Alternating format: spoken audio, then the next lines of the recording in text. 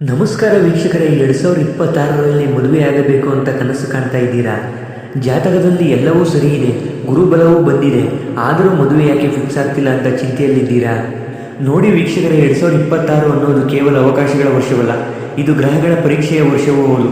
ವೀಕ್ಷಕರೇ, ಈ ವರ್ಷದಲ್ಲಿ ನೀವು ತಿಳಿಯದೇ ಮಾಡುವ ಆ 3 ತಪ್ಪುಗಳು ನಿಮ್ಮ ಕಂಕಣ ಭಾಗ್ಯವನ್ನು ಮತ್ತೆ 3ರಿಂದ 4 ವರ್ಷ ಕಾಲ ಮುಂದಕ್ಕೆ ತಳ್ಳಬಹುದು. ವೀಕ್ಷಕರೇ, ಹೌದು, ಇದು ಕೇಳಲು ಕಹಿಯಾದರೂ ಸತ್ಯ.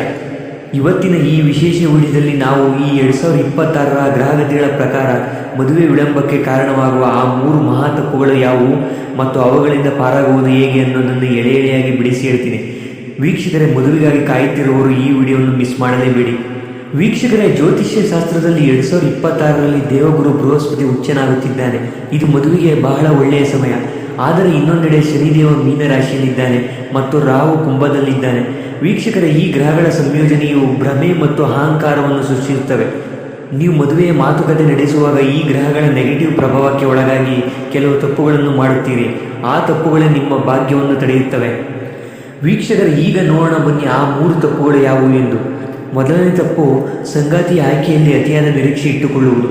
ವೀಕ್ಷಕರೇ, ಈ 2026ರಲ್ಲಿ ರಾಹು ನಿಮ್ಮ ಯೋಚನಾ ಲಹರಿಯನ್ನು ಬದಲಿಸುತ್ತಾನೆ.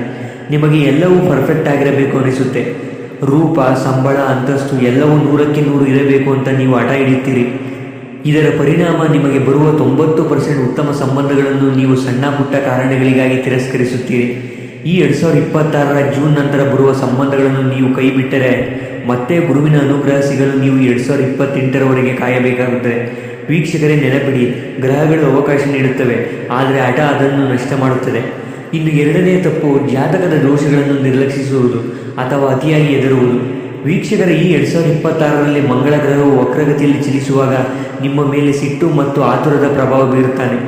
ಈ ಸಮಯದಲ್ಲಿ ನೀವು ಜಾತಕ ಹೊಂದಾಣಿಕೆ ನೋಡದೆ ಅಥವಾ ಮದುವೆಗೆ ಇರುವ ಕುಜದೋಷ ಅಥವಾ ಸಪ್ತಮ ಶನಿಗೆ ಸರಿಯಾದ ಶಾಂತಿ ಮಾಡಿಸದೆ ಮುನ್ನುಗ್ಗುತ್ತೀರಿ. ಇದರ ಪರಿಣಾಮ ಈ ಆತುರದ ನಿರ್ಧಾರದಿಂದ ಮದುವೆ ನಿಶ್ಚಯವಾಗಿ ಮುರಿದು ಹೋಗುವ ಸಂಭವವಿರುತ್ತದೆ.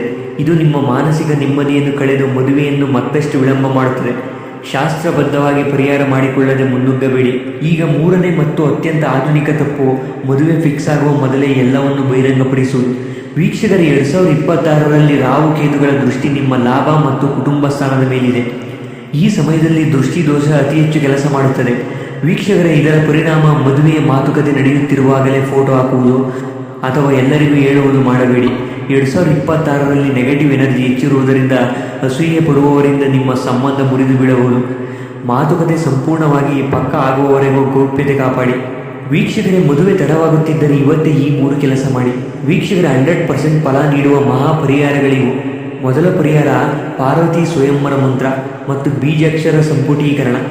ವೀಕ್ಷಕರೇ, ಬಹಳಷ್ಟು ಜನ ಮಂತ್ರ ಪಠಿಸುತ್ತಾರೆ, ಆದರೆ ಫಲ ಸಿಗುವುದಿಲ್ಲ. ಏಕೆ ಗೊತ್ತಾ? ಮಂತ್ರವನ್ನು ಸಂಪುಟೀಕರಣ ಮಾಡುವುದಿಲ್ಲ. 2026ರಲ್ಲಿ ರಾಹು ಕುಂಭದಲ್ಲಿರುವುದರಿಂದ ಮಾತು ಮತ್ತು ಶಬ್ದಕ್ಕೆ ಭಾರಿ ಶಕ್ತಿ ಇದೆ. ವೀಕ್ಷಕರೇ, ಈ ಮಂತ್ರವನ್ನು ಪಠಿಸುವ ವಿಧಾನ ನೋಡುವುದಾದರೆ ಸ್ಥಾನದ ನಂತರ ಪೂರ್ವಾಭಿಮುಖವಾಗಿ ಕುಳಿತು ಕೈಯಲ್ಲಿ ಸ್ವಲ್ಪ ಹಳದಿ ಅಕ್ಷತೆಯನ್ನು ಹಿಡಿದುಕೊಳ್ಳಿ. ಓಂ ಹ್ರೀಂ ಯೋಗಿನಿ ಯೋಗಿನಿ ಯೋಗೇಶ್ವರಿ ಯೋಗ ಭಯಂಕರಿ ಸಕಲ ಸ್ಥಾವರ ಜಂಗಮಶ್ಯ ಮುಖ ಹೃದಯಂ ಮಮ ವಸಮಾನಯ ಸ್ವಾಹ. ಈ ಮಂತ್ರವು ನಿಮ್ಮ ಜಾತಕದ 7ನೇ ಮತ್ತು 2ನೇ ಮನೆ ಎರಡನ್ನೂ ಶುದ್ಧೀಕರಿಸುತ್ತದೆ. ವೀಕ್ಷಕರ, 2026ರ ಮಂಗಳದ ವಕ್ರಗತಿಯ ಪ್ರಭಾವದಿಂದ ನಿಮ್ಮ ಸ್ವಭಾವದಲ್ಲಿ ಬಂದಿರುವ ಸಿಟ್ಟು ಅಥವಾ ಹಠವನ್ನು ಈ ಮಂತ್ರದ ಹ್ರೀಂ ಎಂಬ ಬೀಜಾಕ್ಷರವು ಶಾಂತಗೊಳಿಸುತ್ತದೆ. ಇದನ್ನು ದಿನಕ್ಕೆ 108 ಬಾರಿ ಸತತ 48 ದಿನಗಳ ಕಾಲ, ಅಂದರೆ 1 ಮಂಡಲ ಮಾಡಿದರೆ ಎಂತಹ ಕಠಿಣ ವಿವಾಹ ವಿಘ್ನಗಳಿದ್ದರೂ ಬಗೆಯಿರುತ್ತವೆ. ಇನ್ನು 2ನೇ ಪರಿಹಾರ ನೋಡುವುದಾದರೆ ಗುರು ಶನಿ ಸಮನ್ವಯ, ಧಾನ್ಯ ಮತ್ತು ಧಾತು ಚಿಕಿತ್ಸೆ. 2026ರಲ್ಲಿ ಗುರು ಉಚ್ಚನಾಗಿದ್ದಾನೆ ಮತ್ತು ಶನಿ ಮೀನದಲ್ಲಿದ್ದಾನೆ. ಇವರಿಬ್ಬರ ಸಮನ್ವಯ ಇಲ್ಲದೆ ಮದುವೆ ಸಾಧ್ಯವಿಲ್ಲ. ಇದಕ್ಕಾಗಿ ಧಾತು ಸಂಯೋಜನೆ ಎಂಬ ಪರಿಹಾರ ಮಾಡಲೇಬೇಕು. ವೀಕ್ಷಕರೇ, ಒಂದು ಹಳದೆ ಬಟ್ಟೆಯಲ್ಲಿ, ಹಳದೆ ಬಟ್ಟೆ ಎಂದರೆ ಗುರುವಿನ ಸಂಕೇತ, 250 ಗ್ರಾಂ ಕಡಲೆಬೇಳೆ ಮತ್ತು 1 ಕಬ್ಬಿಣದ ತುಂಡು ಅಥವಾ ಸಣ್ಣ ಚೂರು, ಇದು ಶನಿಯ ಸಂಕೇತ. ಅದನ್ನು ಆ ಬಟ್ಟೆಯಲ್ಲಿ ಇರಿಸಿ. ಗುರುವು ಮದುವೆಗೆ ಅವಕಾಶ ನೀಡಿದರೆ ಆ ಶನಿಯು ಮದುವೆಯನ್ನು ಸ್ಥಿರಗೊಳಿಸುತ್ತಾನೆ. ಕಬ್ಬಿಣವು ಶನಿಯನ್ನು ಪ್ರತಿನಿಧಿಸುತ್ತದೆ, ಕಡಲೆಬೇಳೆ ಗುರುವನ್ನು ಪ್ರತಿನಿಧಿಸುತ್ತದೆ. ವೀಕ್ಷಕರ, ಕಡಲೆಕಾಳು ಮತ್ತು ಕಬ್ಬಿಣದ ತುಂಡು ಅಥವಾ ಚೂರನ್ನು ತುಂಬಿದ ಈ ಬಟ್ಟೆಯನ್ನು ನಿಮ್ಮ ತಲೆಯ ಮೇಲೆ 7 ಬಾರಿ ಪ್ರದಕ್ಷಿಣಾಕಾರವಾಗಿ ಸುತ್ತಿ ಗುರುವಾರದಂದು ಯಾವುದಾದರೂ ಅಶ್ವತ್ಥ ಮರದ ಕೆಳಗೆ ಇರಿಸಿ ಅಥವಾ ಹರಿಯುವ ನೀರಿಗೆ ಬಿಡಿ. ಇದು ನಿಮ್ಮ ಜಾತಕದಲ್ಲಿರುವ ಪಿತೃದೋಷ ಅಥವಾ ಹಿರಿಯರ ಶಾಪದಿಂದ ಮದುವೆ ತಡವಾಗುತ್ತಿದ್ದರೆ ಅದನ್ನು ತಕ್ಷಣ ನಿವಾರಿಸುತ್ತದೆ. ವಿಶೇಷವಾಗಿ 2026ರ ಅಷ್ಟಮ ಶನಿ ಅಥವಾ 7ನೇ ಶನಿ ಇರುವವರಿಗೆ ಇದು ರಾಮಬಾಣ. ಇನ್ನು ಮೂರನೆಯ ಪರಿಹಾರ ಸಪ್ತಪದಿ ಆದಿಯ ಕುಂಭಜಲ ಪರಿಹಾರ. ವೀಕ್ಷಕರೇ, ಮದುವೆ ಎಂದರೆ ಎರಡು ಜೀವಿಗಳು ಒಂದಾಗುವುದು. ಆದರೆ ನಿಮ್ಮ ಸುತ್ತಲಿನ ಆವರಣದಲ್ಲಿ ನೆಗೆಟಿವ್ ಎನರ್ಜಿ ಇದ್ದರೆ ಸಂಬಂಧಗಳು ಕೂಡಿ ಬರುವುದಿಲ್ಲ.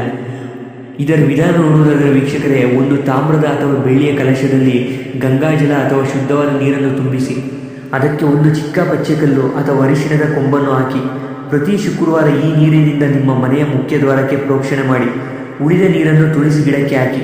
ಈ ಕುಂಭಜಲ ಪರಿಹಾರವು ಮನೆಯಲ್ಲಿ ಮಂಗಳಕರ ಲಹರಿಗಳನ್ನು ಸೃಷ್ಟಿಸುತ್ತದೆ. ಇದರಿಂದ ಮದುವೆಯ ಮಾತುಕತೆಗೆ ಬಂದವರು ನಿಮ್ಮ ಮನೆಯಲ್ಲಿ ಸಕಾರಾತ್ಮಕತೆಯನ್ನು ಅನುಭವಿಸುತ್ತಾರೆ ಮತ್ತು ಸಂಬಂಧ ಪಕ್ಕಾ ಆಗುತ್ತದೆ. ವೀಕ್ಷಕರೇ, ಮದುವೆ ಅನ್ನೋದು ಕೇವಲ ಒಂದು ಸಂಪ್ರದಾಯವಲ್ಲ, ಅದು ನಿಮ್ಮ ಜೀವನದ ಹೊಸ ಅಧ್ಯಾಯ. 2026 ನಿಮಗೆ ಉತ್ತಮ ಅವಕಾಶ ನೀಡುತ್ತದೆ. ಆದರೆ ಮೇಲೆ ಹೇಳಿದ ಈ 3 ತಪ್ಪುಗಳನ್ನು ನೀವು ಮಾಡಬೇಡಿ. ತಾಳ್ಮೆ ಮತ್ತು ವಿವೇಚನೆಯಿಂದ ಹೆಜ್ಜೆ ಇಡಿ. ವೀಕ್ಷಕರೇ, ನಿಮ್ಮ ಮದುವೆ ಮಾತುಕತೆ ಎಲ್ಲಿವರೆಗೆ ಬಂದಿದೆ ಅಥವಾ ಯಾವ ಕಾರಣಕ್ಕಾಗಿ ಮದುವೆ ತಡವಾಗುತ್ತಿದೆ ಅನ್ನೋದನ್ನು ಕಮೆಂಟ್ ಬಾಕ್ಸ್ನಲ್ಲಿ ತಿಳಿಸಿ. ನಿಮ್ಮ ರಾಶಿ ಮತ್ತು ನಕ್ಷತ್ರವನ್ನು ತಿಳಿಸಿದರೆ ನಾನು ವೈಯಕ್ತಿಕವಾಗಿ ಯಾವುದಾದರೂ ದೋಷವಿದೆ ಎಂದು ಪರೀಕ್ಷಿಸಿ ನಿಮಗೆ ತಿಳಿಸುತ್ತೇನೆ. ವೀಕ್ಷಕರೇ, ಈ ಮಾಹಿತಿ ನಿಮ್ಮಂತಹ ಸಾವಿರಾರು ಯುವಕ ಯುವತಿಯರಿಗೆ ಸಹಾಯವಾಗುವುದು. ಆದ್ದರಿಂದ ಈ ವಿಡಿಯೋವನ್ನು ಶೇರ್ ಮಾಡಿ. ಈ ಮಾಹಿತಿ ನಿಮಗೆ ಉಪಯುಕ್ತವೆನಿಸಿದರೆ ಈ ವಿಡಿಯೋವನ್ನು ಲೈಕ್ ಮಾಡಿ. ಹಾಗೆ ನಮ್ಮ ರಾಶಿ ಮಿತ್ರ ಚಾನಲನ್ನು ಸಬ್ಸ್ಕ್ರೈಬ್ ಮಾಡಿ. ಮುಂದಿನ ವಿಡಿಯೋದಲ್ಲಿ ಸಿಗೋಣ. ಧನ್ಯವಾದಗಳು.